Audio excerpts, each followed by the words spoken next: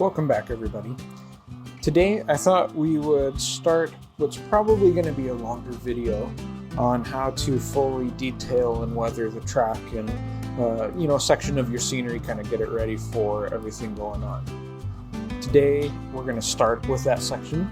We're going to basically focus from here, basically right where the switch is, all the way down here to where this road is, and kind of fill in the details there. First step is we're going to have to get some trains out of the way.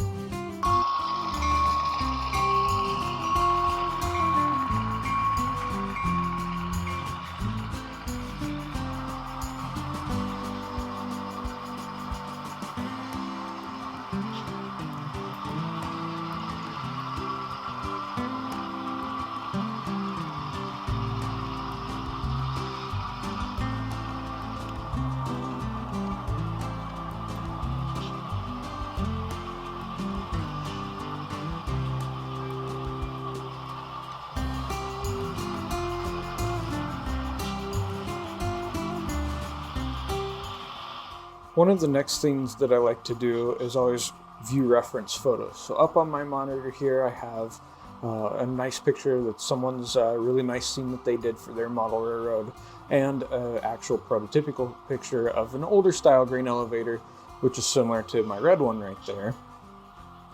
I like having those up just so I can kind of reference how the track looks, how the rocks and grass look in between, and we'll go from there. Okay, I think to keep this easy, for this video, we're basically going to focus in this area in here. That way I can detail this track and show you how I did it, how we ballasted it, made it look like this, and do all of those steps together. That way you have a good idea. You don't have to watch me do everything. We're going to go back to our real brown here. That's what we're going to put in here. We're going to go ahead and put static grass down while that is happening. And then I think we're actually going to even add in maybe some gravel over here in this end. So let me grab those supplies quick. All right, start with our paint. Remember to shake it good. Before you start it, always keep like a finger or your hand over the lid there so you don't accidentally explode it all over what you're shaking it on. That'd be bad. That'd be a bad day. We're going to just work in sections. We're going to squeeze out something like that. If you remember, I had another video just on doing just this in the static grass application. I'm probably not going to talk a whole lot in depth about it just because of that. However, there will be some extra tips here and there that I mention as we go.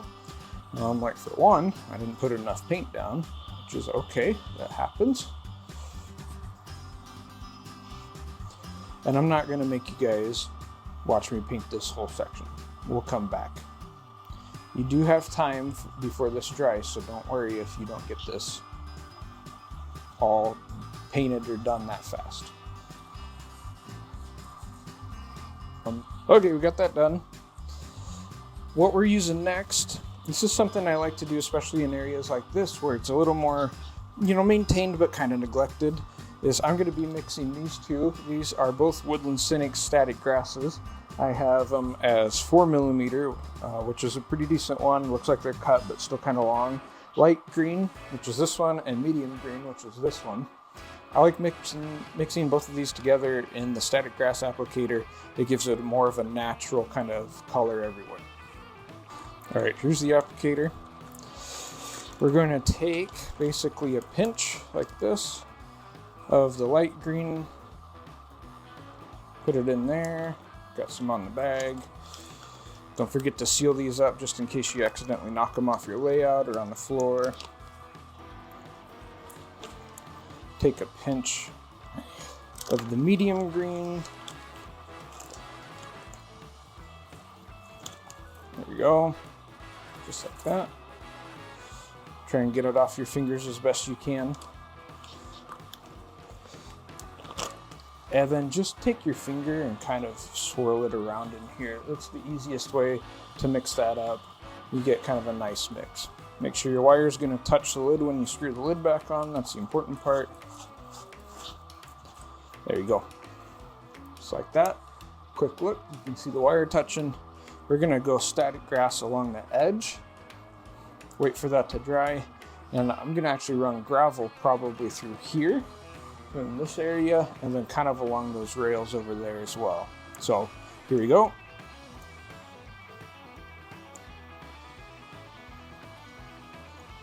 Remember to shake up and down, that's what you want.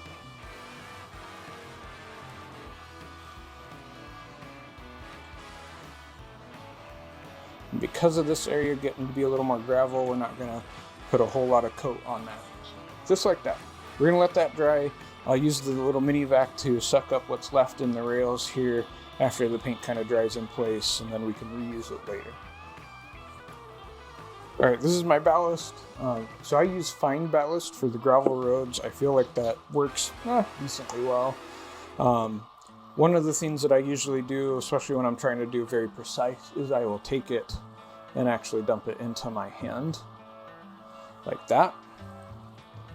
And then that way I can sprinkle exactly what I want. You make a cup with your hand, you leave this a little bit open, you control the flow with your pinky, and then you can just come in here, do just like this. And all I'm doing is just a little bit of motion with my fingers to control that flow coming out of there. Let it get into the grass a little bit, that's perfectly okay. You can see I got a bump there, it's a little bit too much. Just kind of spread it out with your finger. Later we'll touch this with some scenic glue, some homemade scenic glue. I'm going to show you guys how to do that in an upcoming section here, because we're going to need it for the ballast, and it's really going to save you some time and some money, I should say. Okay, just like that, you have yourself a pretty decent looking gravel area. This is so that track crews can have a little bit of a path to get from over there to over here. We'll probably end up graveling that whole area in between right there. Worry about that later though. Not to mention I need to buy more gravel. One thing that you can do is that don't worry about the fact that, like, you see these ties right here and I got paint on them. We're actually going to paint our ties before we put ballast on. I know that we spray painted them. It was one of the earliest videos I did, but the hand painting of the tires is really going to look nice. You're going to really see a difference in your track quality.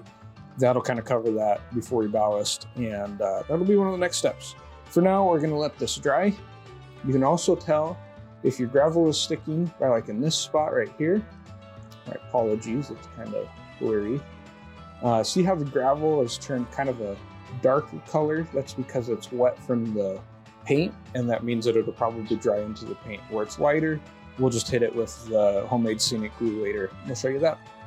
But for now, that's it. We're gonna let this all dry.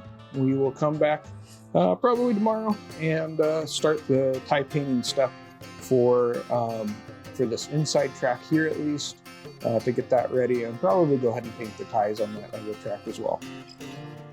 Okay guys, so I changed my mind at the last minute. I went ahead, pulled out the next track of trains, and then ended up pushing all of the grain elevator back so that I could paint the front, put gravel in. I even sprinkled a little bit of static grass in there by hand just to have some color differentiation. I don't know how to say that. Anyway, we'll more detail that later. You know, I'll need to weather the building, stuff like that, but figured that would make it a little bit easier demonstration for you guys. So pulled out everything, pushed it all back, painted it, put in gravel, kind of like what we want. I also forgot I do have this fine ballast. This one is actually the gray that more or less matches the actual railroad ballast. You can kind of see some similarities there.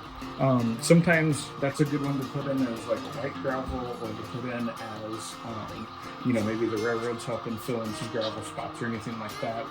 I didn't use it over here, but I'll probably use it in other places.